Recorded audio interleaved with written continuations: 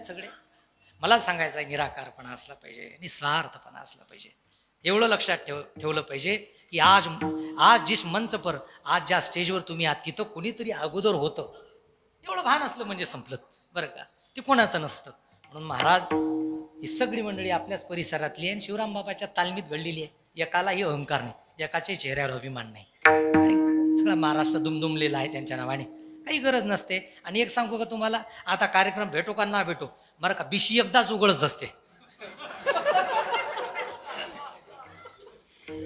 बिशी बरोबर आहे सोपान काका, बिशी एकदाच उघडली, तुम्ही जे कमावलं ते आता नाही. विठ्ठला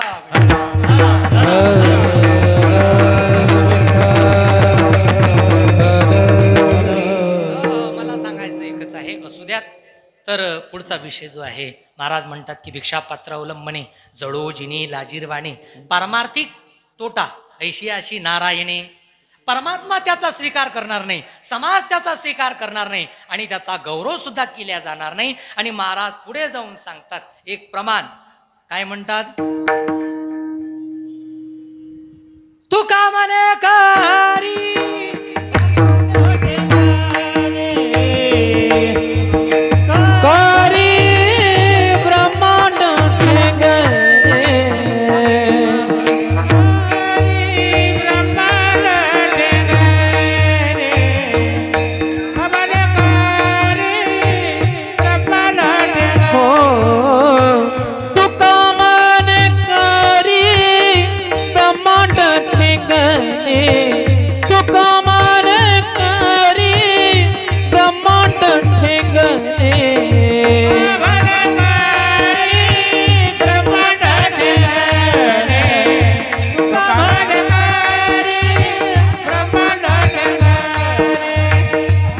पसरी धीने, हाथ पसरी धीने, धीका तुका मन करी ब्रह्मांड ठिकाणे, तुका मन करी ब्रह्मांड ठिकाणे. हाथ पसरी धीने,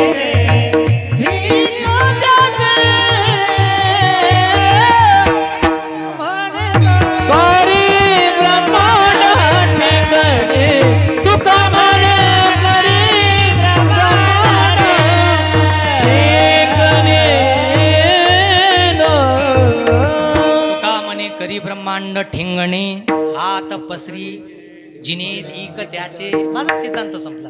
धिक्कार असो त्याचा जो मागतो, धिक्कार असो त्याचा जो नारायणापासून विन्मुख होतो, धिक्कार असो त्याचा समाज ज्याला बेलाजा म्हणतो, धिक्कार असो त्याचा समाज ज्याचा अवहेर करतो, स्वीकार करत नाही. असो एवढे तोटे मागितल्याने होतात. आता कसं मागायचं, काय मागायचं आपण ठरवा. महाराज म्हणतात मग का हो, तुकोबारायाने तर असं म्हटलं, काही मागणे पण काय उचित मागणं. मग उचित काय आहे, महाराज स्वतः सांगतात, करोनी उचित, करोनी उचित, प्रेम घाले हृदयात, प्रेम घाले हृदयात, प्रेम घाले हृदयात. घाली हृदयात. उचित काय काय आहे तर महाराज, मी आता अनेक प्रमाणात बोलून गेलो, जास्त बोलायचं नाही. महाराज म्हणतात एकच मागणं आहे अजून सगळ्या महाराज मंडळींना, साधक मंडळींना, तुमच्या आमच्या करता फार महत्वाचं आहे. दुर्बुद्धी ते मना झाला परमार्थ. हे प्रमाण जरी लागू पडलं, दुर्बुद्धी ते मना कदा नुपजो. शेजारच्यानं गाडी आणली की एका जणाचं फोटोच बसत नव्हतं. डॉक्टर म्हणे गोळ्या तर लय दिल्या, गोळ्या पावरच्या 500 पावरच्याही झाल्या. मग काय झालं नेमकं, शेजारच्याला बोलावलं, का यांचं काय झालं होतं. असं काही नाही म्हणे, आपण गाडी आणली तेपासून त्यांचं औषध नाही. कुठेही जात तुम्ही, उत्कर्ष सहन होत नाही. विठ्ठला विठ्ठला. असं मला सांगायचं एकच आहे सज्जनांनो, तिथं नाही दुर्बुद्धी ते म्हणा. प्रपंच ओसरो चित्त तुझे पायी, ऐसे करिगा पांडुरंगा. हे उचित मागणं आहे. चला, उचित आणि अनुचित एका शब्दात रामायणामध्ये अर्ध्या मिनिटासाठी वाणीला विराम. चला पुढे. महाराज म्हणतात कैकेयी, मंथरा, दशरथ, प्रभू रामचंद्र बस प्रभूंचं विवाह संपन्न होतो आणि प्रभू अयोध्येत येतात. अयोध्येत आल्यानंतर एक दिवस असा होतो की दशरथ राजा आरशामध्ये पाहतात. जो स्वतः आरशात पाहतो त्याला दशरथ म्हणतात, जो दुसऱ्यांना आरसा दाखवतो त्याला दशानन म्हणतात. काय आहे? रामायण जरा गांभीर्याने वाचत जा बरं का, वाल्मिकी रामायण पाहिलं पाहिजे. महाराज म्हणतात जो दुसऱ्याला आरसा दाखवतो तो दशाननच आहे. दशानन म्हणजे रावणच आहे. तो दुसऱ्याकडे फोटो दाखवतात काही काही लोक. असो, मला सांगायचं आपली गुणदोष पहिले पाहिजेत. महाराज म्हणतात की स्वतः आरशात पाहतो आणि मुकुट टेळा झालेला आणि त्याच्या खाली कानाच्या वर एक केस पिकलेलं. कोणाचं? राजा दशरथाचं एक केस पिकलेलं, मुकुट टेळा झाला. महाराज राज्यकारभार रामाच्या हवाले करण्याचं ठरवलं.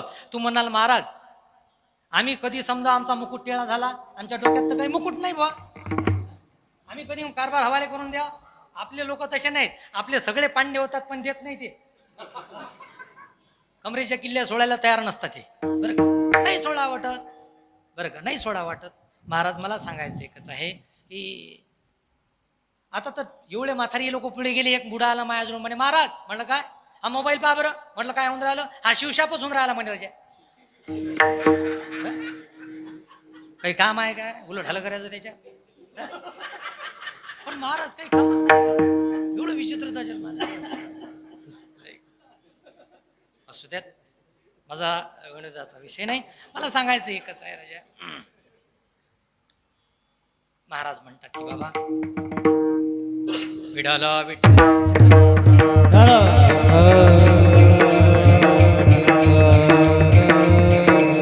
केस विकला दशरथ राजाचा. मुकुट टेळा होणे म्हणजे काय?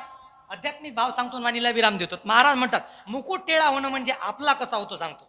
समजून जायचं. काम दिवसभर केल्यानंतर, फार कष्ट केल्यानंतर जीव थकून जातो, माणूस थकून जातो. संध्याकाळी टिफिन घेऊन डबा घेऊन घरी येतो. डबा ठेवल्याबरोबर तो बिचारा त्याच्या सोफा सेटवर खुर्चीवर जे काय असेल खाली असणार बसतो, कारण तो थकलेला असतो. आणि महाराज थकल्यानंतर बसल्यानंतर न सांगता जर बायको हसतमुखाने, हसले लोक म्हणजे काही नाही वाटते, हसतमुखाने जर तुमच्या करता पाणी आणत असेल, तुमचा मुकुट टेळा झाला नाही. अजून समजून जायचं, अजून मुकुट टेळा होणं बाकी आहे. बायकोचा आनंदाने हा पाणी आणून राहिले. महाराज जर कामावरून गेल्यानंतर बरं का पत्नी हसत मुखाने पाणी आणत नसेल, शेवटी येऊन बसला, थकला, त्याच्या डोळ्यात पाणी आलं, पण त्याला पाणी नाही आलं. महाराज एका जणाचं तर पाहिलं, तो म्हणे भाऊ मीठ आणा, हो मीठ आणा. फीट आली राजा त्याला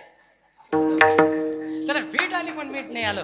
काय कमी पण आहे. परमार्थामध्ये वय जसं वाढतो तसा तसा अधिकार वाढतो. प्रपंचातल्या माणसाचं जसं जसं वय वाढतं, महाराज म्हणतात की बाबा काय होतं, काय होतं? अरे अशी ऐशी दशा येईल पुढे, मन होईल वेडे. मग काय कर? चिंतूनी ठेवी थोपडे आत्मज्ञान. पण ज्या काळात आत्मज्ञान चिंतून ठेवायला पाहिजे हे उलट हाल करते. बरं का, त्या काळात ते करत नाही ते. बरं का, मग हा भागवतात जा वाटते. बरं का, बऱ्याच म्हाताऱ्या अशा आहेत, महाराज भागवत ऐकूच नाही आलं, एवढं भोंगा लागलेला आहे ना, कीर्तन ऐकूच भोंगा चालू आहे ना. महाराज दुर्भाग्य आहे की सून 5व्या रूम मध्ये काय म्हणते इले 7व्या रूम मध्ये ऐकू येते. सून काय म्हणते या म्हातारीला 7व्या रूम मध्ये ऐकू येतं. बरं का, एवढा मोठा भोंगा तिला ऐकू येत नाही. दुर्भाग्य आहे महाराज त्या माणसाचं. मी एक विनंती करतो माता भगिनींना, माझ्या कीर्तनातून एकच घेऊन जा फक्त, दुसरं काही नाही. सासू सगळं मॅचिंग करताना, तुम्ही सगळं मॅचिंग करताना, तुम्ही माझ्या माता भगिनीसारख्या मॅचिंग करताना, साडी मॅचिंग, बरं का, बांगड्या मॅचिंग, बरं का, अजून काय सगळं मॅचिंगच आहे. मॅचिंगच निघालं फॅशन करताना मॅचिंगची. मग माझं एवढंच म्हणणं आहे, सगळं मॅचिंग करा, पण सासूच्या आणि सुनेच्या मनाचं सुद्धा मॅचिंग झालं पाहिजे. हा सगळ्यात महत्वाचा विषय आहे. बरं का, सासू आणि सुनेच्या मनाचं जोपर्यंत मॅचिंग होणार नाही तोपर्यंत जीवनात आनंद आहे. विठ्ठल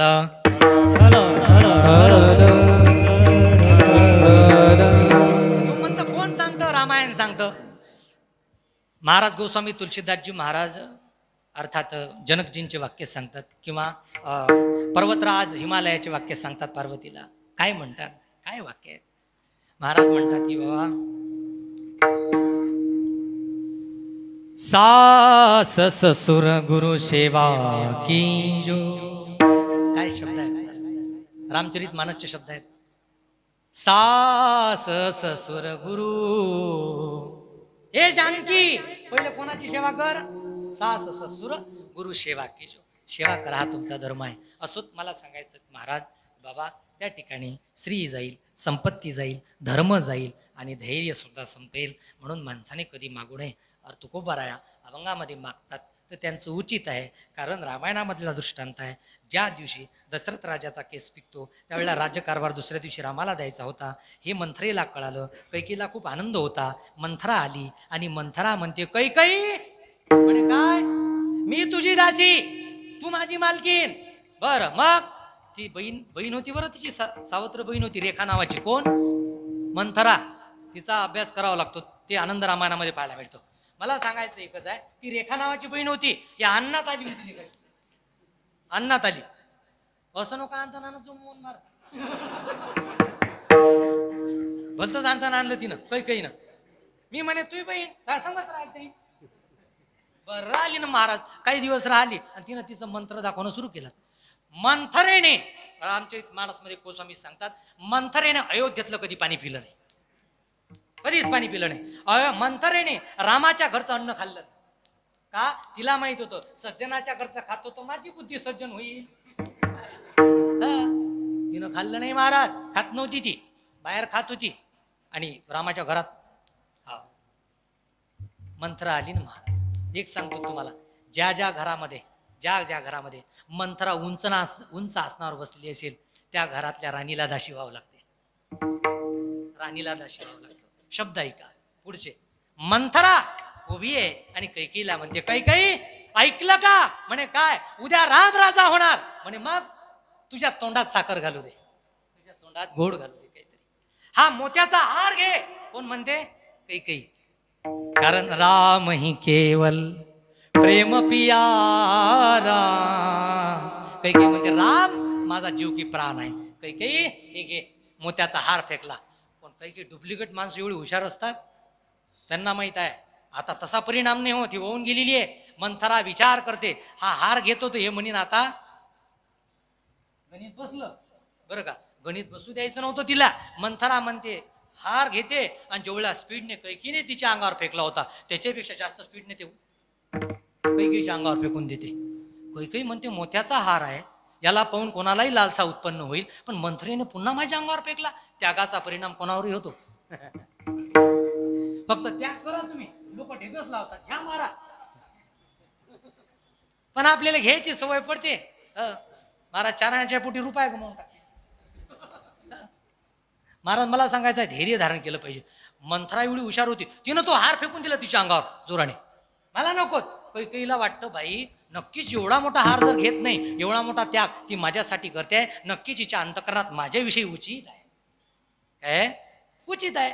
म्हणून ती विचार करते आणि म्हणते काय म्हणणं आहे आता तुझं, रसायन थोडं लागू पडलं. काय काही माणसं निस्वार्थ दुसऱ्याचा संसार चालतात. अनंत महाराज बरं का, निस्वार्थ. मला सांगा, उद्या जर राम वनवासाला गेले असते, मंथरा राणी झाली असती का? मला बोला जरा, रामाने ऐकलं. मंथरा राणी झाली असती का माता भगिनी?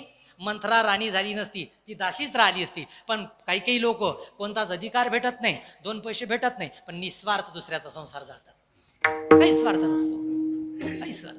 मंथरेचा स्वार्थ काहीच नव्हता, दुसऱ्याचा संसार जळायला निघाली. नाही म्हणे काही काही. एक लक्षात ठेव, तुझी चिंता आहे मला, तुला कौशल्याचं दासी व्हावं लागेल आणि तुझ्या भरताला जो आजुडी गेला त्याला रामाचा दास व्हावं लागेल. तुझ्या पुत्राची मला काळजी आहे. वेळासारखी काय करते तू? लागू पडली मंथरीचे रसायन आणि महाराज एवढं मोठं राजसिंहासन राणीचं, आणि मंथरा बसवली महाराज त्या राजसिंहासनावर आणि कैकेयी तिच्या पायाशी बसली. मंथरे सांग मी काय करू? याला म्हणतात दास्यत्व. एवढी मोठी राणी दाशी झाली. म्हणून घरात मंथरा नको घुसू दे बरं. मंथरा म्हणजे काही व्यक्तिगत नाही, वृत्ती मंथरा आहे. व्यक्तिगत मंथरा नाही, ही वृत्ती आहे. बरेच लोक आहेत मंथरेसारखे घरात येतात, घर मंथरेला घरात प्रवेश करू देऊ नका. मला एवढं सांगायचं आहे. महाराज म्हणतात की अशा प्रकारे जेव्हा दशरथ येतात, खूप भवनात ती पडलेली आहे. दशरथाला सांगतेत माझे 2 वर. कोणते?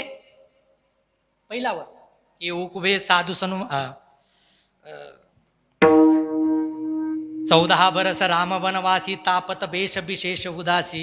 किंवा महाराज म्हणतात सनऊ प्राणप्रिय भावत जी का देऊ एकवर भरत ही टीका. भरताला राजगाती आणि रामाला 14 वर्षाचा वनवास. दशरथ धाळ दिशा खाली पडलेत. काही राम साधू आहे, रामासारखा पुत्र नाही, रामाला राज्याची नाही न राज्य राम के भुके धर्म धरण दुरीन विषय रस रुखे. तो राज्याचा भुकेला नाही, तो माझा पुत्र आहे. एक लक्षात ठेव, मी तुझ्या भरताला राजगादी देतो पण रामाला 14 वर्षाचा वनवास देऊ नको. काही म्हणते नाही, राम जर वनवासात जात नसेल तर मी आत्महत्या करेल, मी आत्महत्या करेल. आणि महाराज राम 14 वर्षाला वनवासात गेलाच पाहिजे. खूप समजूत घातलीत.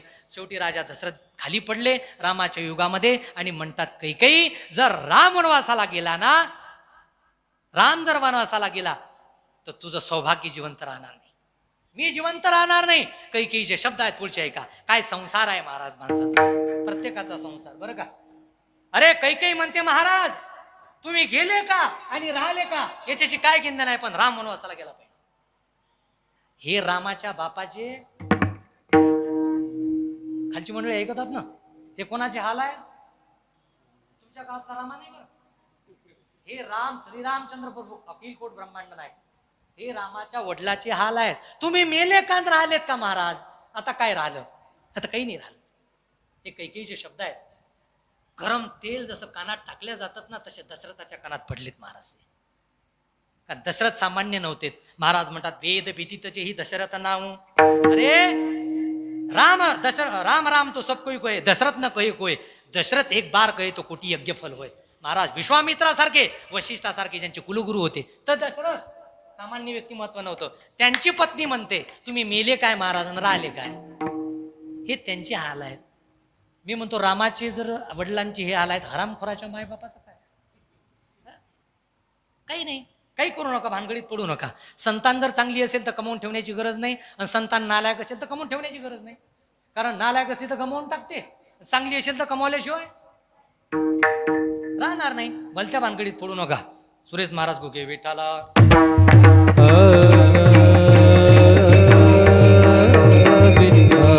मला सांगायचं एकच आहे माझ्या दादांनो, ज्या वेळेला हे मागितल्या गेलं त्यावेळेला कैकेयीचं मागणं हे उचित नव्हतं का अनुचित होतं, अनुचित होतं का उचित होतं. दशरथ म्हणतात की कैकेयी मी भरताला राजगादी देतो, दोन्ही माझे नेत्र आहेत हे राम आणि भरत, पण तू रामाला वनवास देऊ नकोस, माझी विनंती आहे तुला. राम साधू आहे, खूप समजूत घातलेत, परंतु तिने ऐकलं नाही. हा रामावर केलेला तिने अन्याय होता. दोन प्रकारचे स्वार्थ असतात, एक न्यायी स्वार्थ असतो, एक अन्यायी स्वार्थ असतो. मला असं वाटतं सज्जनांनो, स्वार्थ प्रत्येकाला असला पाहिजे. एखादा मजूर आहे, दुसऱ्याच्या शेतात कामाला जातो, महाराज स्वार्थ आहे म्हणूनच जातो ना, हो पैशाचा गेलंच पाहिजे. महाराज एखादा कष्टकरी आहे, दुसऱ्याच्या कामाला जातो, स्वार्थ आहे म्हणूनच जातो ना. सीमेवर एखादा सैनिक लढतो, त्याला परमवीर चक्र प्राप्त करायचं असते, एक तर पगार कमवायचा असतो, स्वार्थ आहे म्हणूनच जातो ना. तुम्ही इथं बसले आहे कीर्तनामध्ये, तुमचा काय स्वार्थ आहे, श्रवणाचे मिशे बैसावे. तुम्हाला असं वाटतं की आम्हाला पुण्य झालं पाहिजे, बरोबर आहे, श्रवणी भक्ती आहे, तुम्हाला वाटतं पुण्य झालं पाहिजे, हा तुमचा स्वार्थ आहे. हे टाळकरी मंडळी आहे, साधना केल्यानंतर उभं राहिल्यानंतर काहीतरी पुण्य मिळेल, साधना घडेल, वाणी पवित्र होईल म्हणून महाराज म्हणतात किती इथे उभे आहेत, हे प्रत्येकाचा स्वार्थ आहे. हा स्वार्थाशिवाय माणूस जगूच शकत नाही ना. अरे स्वार्थ नसेल, तुमची मुलं बाळ जर तुमच्या अंतकरणात नसतील, तुमचं अंतकरण रिकामा राहील ना दादा. असलेच पाहिजे, प्रत्येकाला स्वार्थ असला पाहिजे, पण स्वार्थ नाही असला पाहिजे. मला असं वाटतं आपला स्वार्थ साधत असताना एखाद्या गरीब माणसाचा जीव जाता कामा नये. शब्द कळलेत ना. आपला स्वार्थ साधत असताना एखाद्या गरीब माणसाचा जीव जाऊ नये, एखाद्या गरीबावर अन्याय होऊ नये, याचं भान प्रत्येकाने ठेवलं पाहिजे. प्रत्येकाने स्वार्थी असलं पाहिजे. महाराज म्हणतात बाबा स्वार्थ नसेल तर तुम्ही जगू शकत नाही. महाराज म्हणतात त्या ठिकाणी स्वार्थ असावा पण न्याय असला पाहिजे. पण काही लोक उंचीवर राहतात पण कर्तव्य नीच करतात. उच्च निवास नीची करतुती, रामचरित मानस गोस्वामी तुलसीदासजी महाराज. इंद्र उंचीवर राहत होता, कर्तव्य नीच केलं, गौतमाच्या आश्रमात गेला आणि अहिल्याचं काय केलं, उच्च निवास नीची करतुती, कर्तव्य नीच आहे. तसे बरेच लोक मोठे झालेत पण कर्तव्य नीच करतात, गरीबाचा हिस्सा खातात. आहे महाराज कुठं आहे, आपण विचार करा कधीतरी. उच्च निवास आहे, नीची करतुती आहे म्हणून देव होण्याच्या भानगडीत पडू नका. देव तुम्ही व्हाल, चांगला माणूस बनण्याचा प्रयत्न करा. माझं वाक्य आहे नेहमीच. तुम्ही देव नका होऊ, कारण तुम्ही देव होणार आहे. आणि कधी तुम्ही एक दिवस देव होणार आहे. कधी? पहा एखादी म्हणावं निवडून आलो मेल्यावर, म्हणजे भेतात लोक, मरण म्हणूनही भेतात लोक. एका गावात भागवत सुरू झालं, म्हटलं गड्या एक दिवस या गावातले माणसं मरणार आहेत. सगळे रडत जात आणि एक बाई बुडी हसत जाय. ते हसत होती कीर्तन संपलं आणि जे पाया पडायला आलेत. म्हटलं आजीबाई एक दिवस सांगितलं त्या गावातली माणसं मरणार आहेत. जगस्पृही आस्पद सार्वभौमपद नंबर नाही विवाद जगापुढे मरावं लागतं ज्ञानोबा सांगतात. असं सांगितलं मी. सगळे रडत होते, तू हसत होती. ते म्हटले तुम काय म्हटलं महाराज एक दिवस या गावातले माणसं मरणार आहेत. मी काय या गावची मी तुला खेळ जेव्हा म्हणे. लोकांना मराव नाही वाटत. माझ्यासोबत एक सोबदार होते कावरे पाटील, 12 वर्ष अनंता महाराज हे मंडळी वागवत होतो आम्ही. 12 वर्ष एक तप वागवलं आम्ही त्यांना. फार चंचल होते ते स्वभावानं, बरं का. नाव निघतं या माणसाचं. साधनारच जीवन होतं. स्वभाव चंचल होता पण साधनारच जीवन होतं. मला माहिती आहे महाराज, मला सांगायचं एकच आहे, जीवनभर परमार्थ केला. जीवनभर लोकांनी माझ्या देखत त्या माणसाला कंपल केलं. अपमान कधी वाटून घेतला. लोकांनी अपमान केला किती ठिकाणी माझ्या समोर. पण आता मी कथेला असल्यामुळे मग मी सांगत होतो आमच्या सोबत आहेत ना. एका गावात शिट्टी मारली, लोक म्हणत एका खोलीत घाला म्हणत. आता अरे म्हटलं नाही ते आमच्या सोबत असतात. लोक म्हणत त्या सोडून आता. म्हणजे शिट्टी कुठेही मारत होती, त्यांना काही भान राहत नव्हतं. मला सांगायचं एकच आहे, परमार्थाची नशा असते. दारूच्या नशेपेक्षा विचारांची नशा फार मोठी असते. म्हणून एक नशा होती ती परमार्थाची. ती तडतड तडतड तडतड तडतड तडतड. भागवत जरी चालू असलं, त्यांना जर म्हटलं इकडं मागं नको उभे राहू ना, तुम्ही खाली उतरा ना, नाही ते मागं राहून असं पुढे इकडून ते लोक मला कमी पाहतात, मग ते जास्त पाहतात. मोठं डिस्टर्ब होत होतो. पण काय करावं, 12 वर्ष त्यांची सेवा केली. मरता मरता आम्ही गेलोत. म्हटलं बाबा काही कमी आहे का? नाही म्हणे महाराज, मला स्वप्न पडलं, तुम्ही स्वप्नात आले आणि तुम्ही बोलावलं, भागवत आले या कावरे पाटील. हे शेवटचे शब्द आहेत त्या माणसाचे. जाऊ द्या हो, परमार्थाचं फलित झालं जीवनामध्ये. हे शेवटचे शब्द आहे. मला स्वप्न पडलं, मला भागवताला यायचं आहे, माझी इच्छा यायची, शरीर साथ देत नाही, आता येणं होणार नाही महाराज. बरं का, हा परमार्थ आहे महाराज. हे चांगल्या चांगल्यांना नाही मिळालं, चांगल्या चांगल्यांना नाही मिळालं. म्हणून मला सांगायचं एकच आहे बाबा, हे मागणं आहे शेवटची विनवणी. संतजनी परिसावी विसरत न पडावा, माझा देवा तुम्हास विडोबा.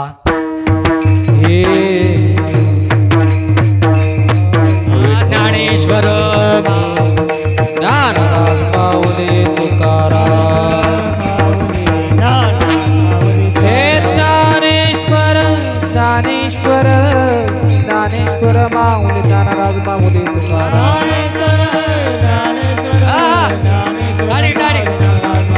ज्ञानेश्वर माऊली ज्ञानदास माऊली तुकाराम. म्हणून प्रसिद्ध होते. घरात काय राहायला जागा नाही, काही एवढं मोठं घर आहे, सगळं काही आहे. महाराज म्हणतात खरं सांगूत का, जिथं मी राहतो तिथं सुख राहत नाही, जिथं सुख राहते तिथं मी राहत नाही. अनेक जन्म गेले माझे सुखाच्या बाबतीत, माझी आणि सुखाची तताटूट झाली, सुख नाही मिळून.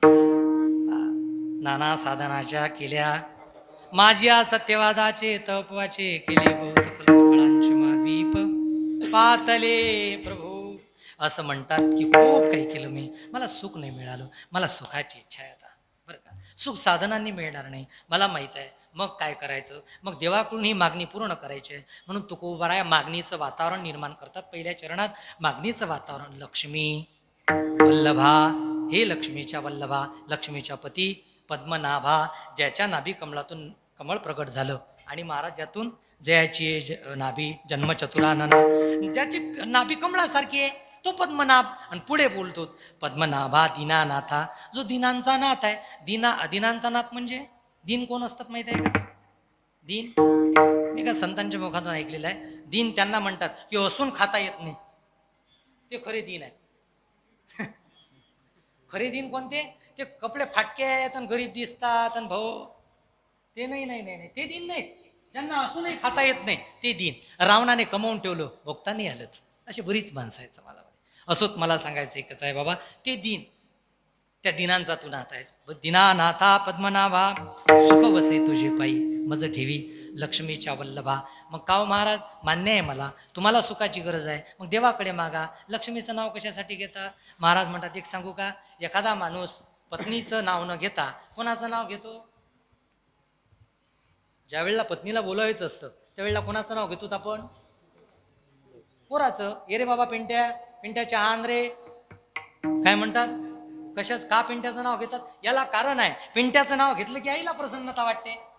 कारण लढयाची या बाळका क्रिटी गवसनी करुणी स्नेहाची दृठी बालकाची चाली माता जाणून पाऊल गावली. तिचं प्रेम आहे अशी कळवळ्याची जाती. त्याचं नाव घेतलं की हे संतुष्ट होते. तिचा पोरगा असं ना ब्लॅक डायमंड काळा हिरा नांगरटी टाकला तर ओळखू येत नाही.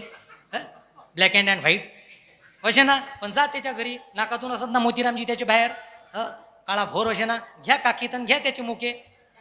पाहते बाई काय म्हणते. बस बाई चहा घे दूध घे. ते म्हणते मला ताकासाठी आलती. दही ने दूधही ने ताकही ने सगळं. हे मागणीचं वातावरण निर्माण करता आलं पाहिजे. महाराज म्हणतात हे वातावरण आहे. बरेच राजकारणी लोक आहेत. मग लोक म्हणतात ना मोदीची लाट आली मोदी निघून गेला. लाट निर्माण करता आली. अशा प्रकारे महाराज म्हणतात त्या ठिकाणी लक्ष्मी वल्लभा पत्नीचं नाव घेतलं याच्याकरिता. काही काही लोकांना पत्नीचं नाव घेतलं की आनंद होतो. मग तुकोबारांनी ट्राय करून पाहिलं. तुकाराम महाराजांनी ट्राय करून पाहिलं लक्ष्मी वल्लभा. काही काही लोक म्हणतात हा एक जण म्हणे नाव घ्या नाव घ्या हो नाव घ्या. ते म्हणे नाव काय नाव घेऊ. नाव काय नावात काय विशेष. नाव काय नावात काय विशेष. संजीवनी म्हणे माझी मिशेस. बायकोचा काही काही लोकांना फारच अभिमान आहे. बरोबर फार अभिमान असतो. असलाच पाहिजे महाराज. सन्मान दिलाच पाहिजे. मला सांगायचं एकच आहे की लक्ष्मीचं नाव घ्यायचं आहे. ट्राय करून पाहिलं असेल झाले प्रसन्न. पण तो का आपल्यासारखा होता का देव. तो का बायकोच्या नावाने प्रसन्न होणार आहे का. नाही. महाराज म्हणतात मग सर्वस्वी करुणी सेवा. तो अभिमान सांडूनी पांडवा मग सर्वस्वी करुणी सेवा. पाय धुवावयाची दैवा पात्र झाली. लक्ष्मीची किंमत आपल्याजवळ. नोट दिसली की म्हणून येतात लोक. बरं का. मला सांगायचं एकच आहे की पैशाच्या मागे तुम्ही आम्ही धावणार या. काही काही लोक चहानं प्रसन्न होतात. जीव घातलं तरी म्हणतात काय राजे त्यानं चहा नाही पाजला. पर जीव घातला चहा नाही पाजला म्हणते. म्हणजे चहाचे भुकेले बरं का. काही काही मानाचे भुकेले असतात. त्यांचं नाव जर या माईक मध्ये घेतलं धोत्यावर छोटे लोक पडते. मान काही मानाचे भुकेले असतात. काही पैशाचे भुकेले असतात. पण देव काही राम्यागडी नव्हता. तुकोबाराने सगळंच ट्राय करून पाहिलं पण जमलं नाही. ते म्हणते रॉंग नंबर यानं जमणार नाही. मग म्हणतात एकच लक्ष्मी वल्लभा पद्मनाभा दीनानाथा. त्यांना माहित होतं यांना जर एखादा नोटाचा हार टाकला तर जमणार नाही. मग नारळ फोडलं तर जमणार नाही. पिळे वाटले तर जमणार नाही. बरं मग काय करावं लागतं. तुकोबारायाला पाहत असताना तुम्ही तुकाराम महाराजचा फोटो पाहू नका. तुकाराम महाराज एवढे गरीब नाही. जेवढे फोटोत दिसतात त्यांना पाहायचं असेल तर तुम्ही त्यांचा गाथा उघडा. तुकाराम महाराज तुम्हाला सांगतील मी कसा. तुकाराम महाराज एवढे सामान्य नका समजू. त्यांना माहित आहे कुलपाची चाबी कोण उघडायची आहे आणि चाबी त्यांच्याकडे होती. महाराज म्हणतात हा कशानेच प्रसन्न होत नाही. हा चहाने नाही मानाने नाही प्रसिद्धीने नाही पैशाने नाही पत्रिकेने नहीं होल्डरने नहीं व्हाट्सएपने नहीं। अपनी आवाज ऊंची करके लोगों को मत सुनाओ, बल्कि अपना व्यक्तित्व इतना ऊंचा बनाओ कि लोग तुम्हें सुनने के लिए इंतजार करें। हे खऱ्या अर्थाने जीवन असतं महाराज, हे कमाई आहे बरं का, हे कमाई आहे। APJ अब्दुल कलाम म्हणायचे, अरे सपने वह नहीं होते जो नींद में आते। अभ्यास केला पाहिजे साधकाने। सपने वह नहीं होते जो नींद में आते, सपने तो वह होते जो नींद को ही नहीं आने देते। करा ना काहीतरी साधना, काहीतरी अनुष्ठान करा, काहीतरी अभ्यास केला पाहिजे। महाराज लोक डोक्यावर घेऊन नसतील असोत। मला सांगायचं एकच आहे, त्या ठिकाणी अशा प्रकारे मागत त्यांचं वातावरण तयार केलं। शेवटी महाराज म्हणतात स्तुती करावी लागते, स्तुतीने तो प्रसन्न होतो। स्तुती केली आणि भगवंत प्रसन्न झाले आणि म्हणतात सुख वसे तुझे पायी मज ठेवी, मला तिथं ठेव का, तू तो उदाराचा राणा माझी अल्प ही माझी अल्प वासना आहे। मागा दूध म्हणितली यासाठी अवघ्या किरातीची वरुणी वाटी, उपमन्यू पुढे दुर्जेची ठेविली तैशी जैशी। उपमन्यूला तू दुधाचा सागर दिला, सुदाम्याला सोन्याची नगरी दिली, विभीषणाला सोन्याची लंका दिली। आता याच्यापेक्षा कोणी उदार आहे का? मला माहित आहे तू किती उदार आहेस, मग तू उदाराचा राणा विटेवरी ज्याची असो, मला प्रमाण खूप देता येतील। महाराज म्हणतात असा तू आहेस, तुला काही कमी आहे? मग एक काम कर, आपा भोग खूप भोगले, आता भोगाने पिळा केलीत, पिळा भोग भोगा तुम्ही पिळा। डोंगरे महाराजांचं वाक्य असं, त्यांच्या भागवतामध्ये वाचलं तुम्ही। डोंगरे बापा गुजरातमध्ये जा कधी, मोरारी बापू संत आहेत त्यांच्याकडे जा कधी। महाराज म्हणायचे डोंगरे बापा की भोगो न भोगता वयमेव भोगता। काय म्हणायचे? भोग तुम्ही नाही भोगू शकत, भोगच तुम्हाला भोगत असतात। म्हणून महाराज तू का म्हणे भोगे केली पीडा रोगे। महाराज म्हणतात की देवा सुख वसे तुझे पायी मज ठेवी ते ठाई। देवा आता मला भोगायची इच्छा नाही, तृप्त झालोत मी, त्या बाबतीत माझं जीवन कृतकृत्य झालो, इच्छा केली ते पावलो। देवा सगळं सगळं पूर्ण केला मनोरथ, हे सगळं काही पूर्ण झालं देवा। आता माझी एवढीच इच्छा आहे की सुख वसे तुझे पायी मज ठेवी ते ठाई। झालेली सेवा भगवंताच्या चरणारविंदी समर्पित करतो. कसं आहे माहिती आहे का, मला वेळ दिला होता बरं का, पण वेळेत वेळ 8:45 मी इथं आलो, वेळेत वेळ होऊन गेला थोडा फार, तर मला त्याबद्दल क्षमा मागतो. आणि मला सांगायचं कसं आहे, जागराचं कीर्तन होतं. भगवान श्री पंढरीश परमात्मा असेल, वैकुंठवासी संत श्री शिवराम बाबा असतील, यांच्या कृपा आशीर्वादाने असीम कृपेने हा सेवेचा सुयोग आणि गुरुवर्य मंडळींच्या चरणारविंदी विनम्र भावाने वंदन करतो. गुरुवर्य महाराज असतील, मोहन बाबा असतील, सत्स्वरूपानंद महाराज असतील, सगळ्यांच्या चरणारविंदी समर्पित करतो. टाळकरी आमचे गणेश महाराज असतील, आदी करून सगळी मंडळी आहे उपस्थित, सर्वांच्या चरणांमध्ये विनम्र भावाने वंदन करतो आणि या ठिकाणी वाणीला विराम देतो.